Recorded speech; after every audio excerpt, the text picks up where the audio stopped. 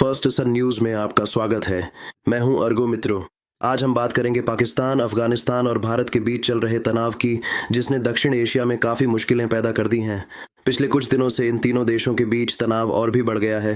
पाकिस्तान और अफगानिस्तान के बीच चल रहा संघर्ष अब एक बड़ी समस्या बन गया है।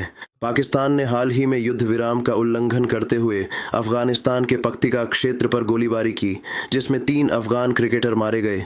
अफगानिस्तान ने इस घटना को पाकिस्तान की साजिश बताया, जिससे दोनों देशों के संबंध और बिगड़ गए। वहीं पाकिस्तान ने इस हमले के लिए भारत को जिम्मेदार ठहराया। उन्होंने कहा कि भारत अफगानिस्तान को पाकिस्तान के खिलाफ भड़का रहा है। पाकिस्तानी नेताओं ने तो यहां तक कह दिया कि अब अफगानिस्तान पर भारत का नियंत्रण है। पाकिस्तान के रक्षा मंत्री ख्वाजा आसिफ ने भारत को चेतावनी दी कि उसे भविष्य में 2 मोर्चों पर युद्ध के लिए तैयार रहना चाहिए। उन्होंने कहा कि भारत अफगानिस्तान को एक मोहरे के तौर पर इस्तेमाल कर रहा है।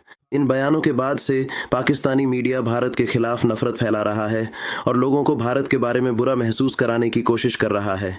आइए पूरी बात पर एक नज़र डालते हैं, लेकिन सबसे पहले मैं आप सभी को दीपावली की बहुत बहुत शुभकामनाएं देना चाहता हूं। इस खास दिन पर कृपया वीडियो को लाइक करें और चैनल को सब्सक्राइब करें, ताकि आप हमारे नए वीडियो सबसे पहले देख सकें।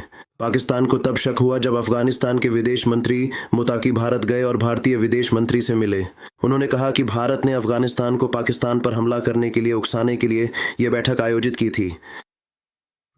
इस बिंदु से पाकिस्तान ने भारत को धमकी देना शुरू कर दिया। पाकिस्तान के सेना प्रमुख हसीम मुनीर ने यह भी कहा कि अगर कभी युद्ध जैसी स्थिति आती है तो पाकिस्तान भारत की सोच से कहीं ज़्यादा मजबूती से जवाब देगा। उन्होंने कहा कि पाकिस्तान के पास ऐसे हथियार हैं जो भारत के किसी भी हिस्से तक पहुंच सकते हैं, इसलिए भारत को अपनी सीमाओं को लेकर ज़्यादा आश्वस्त नहीं होना चाहिए। जब पाकिस्तानी मीडिया ने यह सुना तो वे बहुत उत्साहित हो गए, मानो उन्होंने कोई बड़ी लड़ाई जीत ली हो। उन्होंने फिर वही बातें दोहराईं कि जब भारत ने ऑपरेशन सिंदूर किया तो पाकिस्तान ने ऑपरेशन बनियान किया और जीत गया।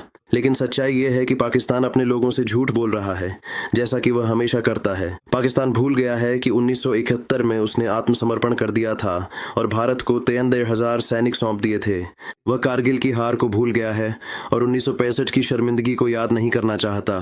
पाकिस्तानी सेना अब अपनी रक्षा को भी जीत मानती है। उनके पास दिखाने के लिए और कुछ नहीं है, इसलिए वे अपनी असफलताओं के बारे में कहानियां गढ़ते हैं। असीम मुनीर और अन्य नेता सिर्फ लोगों को यह विश्वास दिलाना चाहते हैं कि पाकिस्तान अभी भी मजबूत है, लेकिन सच्चाई ये है कि उनके शब्द सिर्फ उनके डर और गुस्से को छिपाने का एक तरीका है। जब असीम मुनीर भारत के बारे में बुरा बोलते हैं तो आतंकवादी गतिविधियां बढ़ जाती हैं। पिछली बार जब उन्होंने हिंदुओं के बारे में कुछ बुरा कहा था तो उसके तुरंत बाद पहलगाम में एक आतंकवादी हमला हुआ था। उसके बाद भारत को ऑपरेशन सिंदूर शुरू करना पड़ा, जिसमें कई आतंकवादी ठिकानों पर हवाई हमले शामिल थे।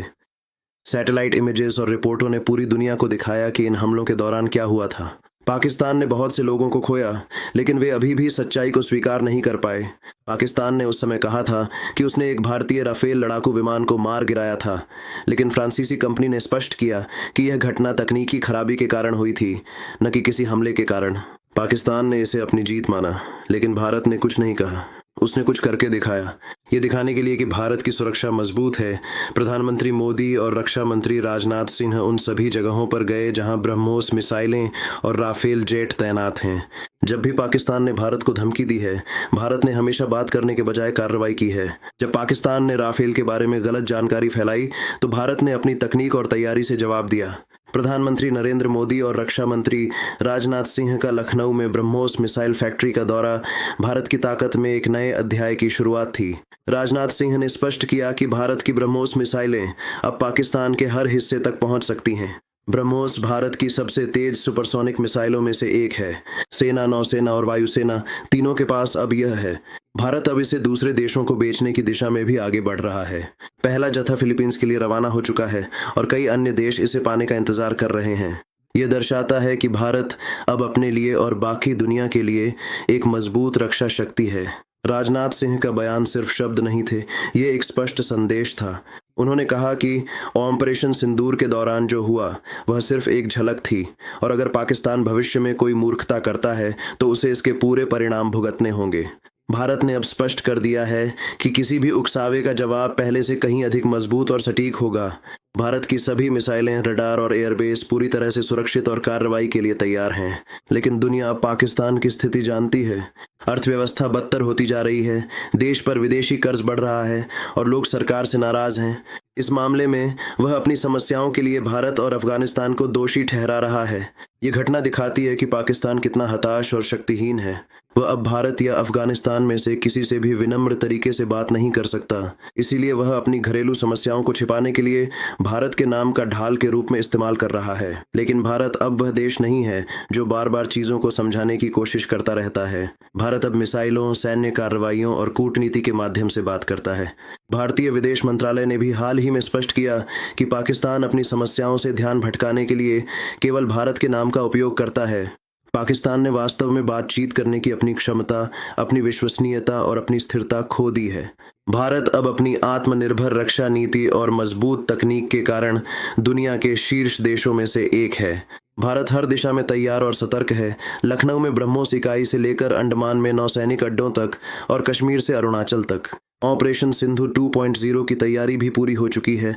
और इस बार भारत ने स्पष्ट कर दिया है कि अगर दुश्मन जरा सी भी हरकत करता है तो जवाब कहीं अधिक सटीक और घातक होगा। पाकिस्तान और अफगानिस्तान के बीच युद्ध विराम को लेकर फिलहाल बातचीत चल रही है।